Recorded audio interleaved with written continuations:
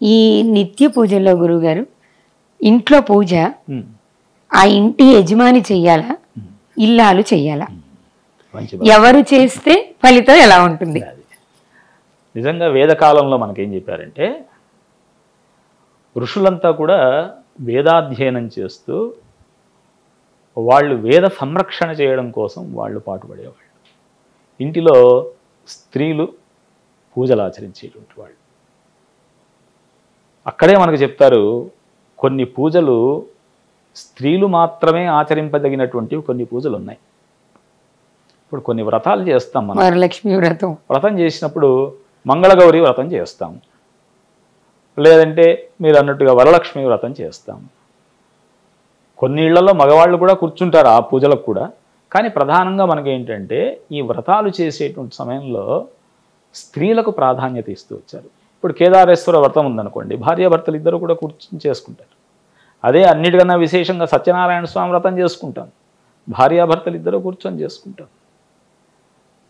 అనంత పద్మనాభ స్వామి వ్రతం, అనఘాష్టమి వ్రతం, వ్రతాలు మనకు హిందూ సంప్రదాయంలో 700కు చిలుకు, అంటే 700 పైగా ఉన్నాయి వ్రతాలు ఉన్నాయి మనకు.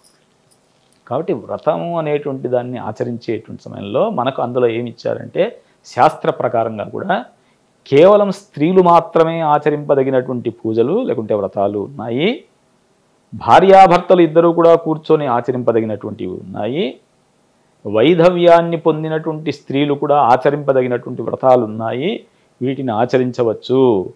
ఇంటిలో ప్రస్తుత రోజుల్లో ఏంటంటే మగవాళ్లకు సమయం లేదు. ఇప్పుడంటే ఇద్దరికీ లేదు, స్త్రీకి పురుషుడికి ఇద్దరికీ లేదు.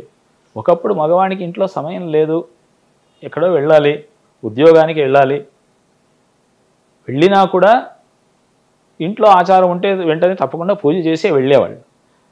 వాళ్ళందరూ వెళ్ళిపోయిన తర్వాత భర్త పిల్లలు అందరూ వెళ్ళిన తర్వాత భార్య అంతా శుద్ధి చేసుకొని ఆమె దేవుడి దీపాలు పెట్టి తర్వాత ఆమె ప్రశాంతంగా భగవంతుడిని ధ్యానం చేసేటువంటి, భర్త చేసి వెళ్ళినా కూడా ఆమె కూడా చేసేటువంటి. ఈ రోజుల్లో ఏంటి అంటే భర్తకు ఒకవేళ సమయం లేదు. అందులో ఇప్పుడు మనకేంటంటే కొందరకు మధ్యాహ్నం ఉద్యోగం ప్రారంభమైతే అర్ధరాత్రి ఎప్పుడో అయిపోతుంది, మళ్ళా ఉదయాన్నే నిద్ర లేచేటువంటిది కూడా మన యొక్క జీవిత దీనిలో మారిపోయింది. అదంతా రివర్స్ అయిపోయింది. తెల్లవారుజామున నిద్ర లేచేటువంటి రోజులు చాలా మటుకు తగ్గిపోయాయి. అవును. ఇప్పుడు మధ్యాహ్నం ఉద్యోగానికి వెళ్ళి రాత్రి వరకు వాడు ఉద్యోగం చేసి 1 గంట వరకు ఉద్యోగం చేసి ఇంటికి వచ్చిన తర్వాత ఉదయాన్నే మళ్ళీ వాడు 4ంటికో 5ంటికో లేయాలంటే లేచేటువంటి రోజు 2 గంటలకు పడుకున్న మనిషి 4-5 గంటలకు లేచేటువంటి కాలం పోయింది. కాబట్టి స్త్రీలు ఆచరించేటువంటిది ఎక్కువగా కనిపిస్తుంది. ఇప్పుడు ఇంట్లో మగవాళ్ళు ఆచరించినా స్త్రీలు ఆచరించినా ఎవరు ఆచరించినా కూడా పూజా విధానం జరిగిందా లేదా, చేశామా లేదా, ఉండాలి, మన సంప్రదాయాన్ని వదలకుండా మనం ఆచరిస్తున్నాము అనేటువంటిది ప్రధానం.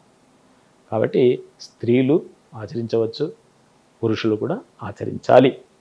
పురుషులు ఆచరించేటువంటిది ఇప్పుడు యజ్ఞయాగాలు ఉన్నాయి, హోమాలు అవన్నీ ఉన్నాయి. భార్యాభర్తలు ఇద్దరు కూర్చొని ఆచరింపజేసేటువంటి వారు. భార్య లేదు అంటే భర్త ఒకడే చేయడానికి కూడా లేదు. మనకు రామాయణంలోనే ఉదాహరణకు మనకు చెప్తారు కదా, శ్రీరాముడు యజ్ఞయాగాలు చేయాలి అంటే అమ్మవారు లేని నేను యజ్ఞం చేయడానికి లేదు అంటాడు. అందుకే కదా బంగారు సీతను తయారు చేసి అక్కడ యజ్ఞం చేశారు. అంటే స్త్రీ యొక్క ప్రాధాన్యత ఎంత గొప్పగా అక్కడ చెప్పబడింది మనకు. కాబట్టి ఇంట్లో స్త్రీలు ఆచరించడంలో, పూజలు ఆచరించడంలో ఎటువంటి దోషం లేదు. వాళ్ళు ఆచరిస్తే ఇంకా సంపదలు ఎక్కువగానే రావచ్చు. ఎందుకు రావచ్చు అని అంటే మనకు అన్ని విషయాలు తెలిసినా కూడా ప్రతి చోట మనం చెప్పుకునేటువంటిది ముందుగా స్త్రీ యొక్క పేరు చెప్పే భగవంతునిలో కూడా చెప్పుకుంటున్నాం. సీతారాములు, పార్వతీ పరమేశ్వరుడు, మనం చెప్పేటువంటిది అమ్మవారి పేరు చెప్తున్నామా, అయ్యవారి పేరు చెప్తున్నాం, లక్ష్మీనారాయణులు. మన వరకే చూసుకుందాం, భార్యాభర్తలు అని అంటున్నాం, తల్లిదండ్రులు అని అంటున్నాం. మరి ఇన్ని స్త్రీకి ప్రాధాన్యత ఉంది కాబట్టి స్త్రీ ఆచరించడంలో తప్పు లేదు. స్త్రీ పూజ ఆచరించవచ్చు, ఆచరించాలి కూడా. కాబట్టి వీళ్ళే చెయ్యాలి అంటే ఇంట్లో యజమాని మాత్రమే చేయాలి, లేకపోతే ఈవిడ మాత్రమే చేయాలి అలాంటివి ఏమీ లేదు. ఇద్దరు ఆచరించవచ్చు, ఎవరైనా కూడా ఎవరైనా చేయొచ్చు ఇందులో.